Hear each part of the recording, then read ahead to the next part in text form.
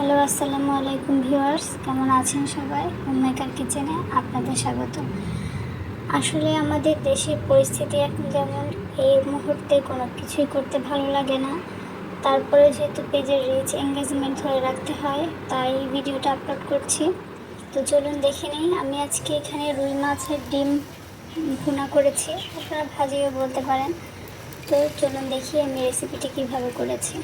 প্রথমে আমি এখানে তেল দিয়ে নিয়েছি, এর মধ্যে দিয়ে দিলাম পেঁয়াজ কুচি, কাঁচামরিচ ফালি করে নেওয়া, আর দিয়ে দিচ্ছি রসুন কুচি। পেঁয়াজ, রসুন আর কাঁচামরিচ এখন একটু ভেজে নেব। তো এটা একটু কালার চলে আসলে আমি এর মধ্যে অ্যাড করে দিচ্ছি একটা টমেটো কুচি।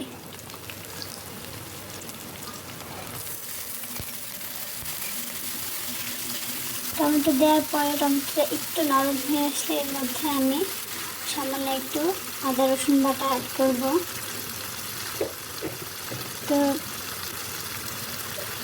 এ পর্যায়ে আমি দিয়ে দিলাম সামান্য একটু আদা বাটা, আর দিয়ে দিচ্ছি একটু রসুন বাটা, আর দিয়ে দিব এর মধ্যে হলুদ গুঁড়া।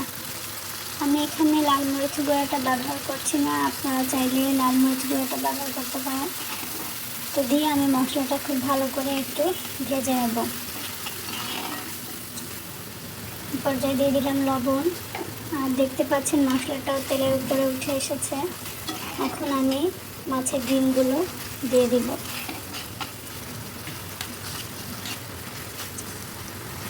মশলাটা আসলে খুব ভালো করে কষিয়ে নিতে হবে, নাহলে মশলার গন্ধ থেকে যায়।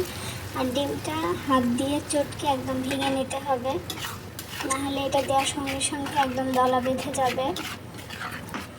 তো এইভাবে অনবরত নাড়তে থাকতে হবে, তা না হলে কিন্তু এক জায়গায় ডিমটা একদম দলা বেঁধে যাবে। তো ভাজতে ভাজতে যখন ডিমের কাঁচা ভাবটা চলে যাবে, সেই পর্যায়ে আমি সামান্য একটু পানি অ্যাড করে দিচ্ছি, দিয়ে এটা আর একটু ভেজে নেব। খুব বেশি কিছু লাগে না আসলে এই রেসিপিতে, সামান্য কিছু মশলা দিয়ে এটা তৈরি করে নেওয়া যায়। আর যারা মাছের ডিম খেতে পছন্দ করেন তাদের কাছে তো অনেক মজার একটি খাবার এটি। তো এভাবে একদম পানিটা যখন শুকনো হয়ে আসবে তখন এটা নামিয়ে নেব। আর মাছের ডিম কিন্তু খুব বেশি ভাজা যায় না, তাহলে এটা রাবারি হয়ে যায়, খেতে খুব একটা ভালো লাগে না তখন। তো সামান্য একটু ডেকোরেট করে আমি পরিবেশন করছি। আমার আজকের রেসিপিটি আপনাদের কেমন লেগেছে অবশ্যই কমেন্টস করে জানাবেন।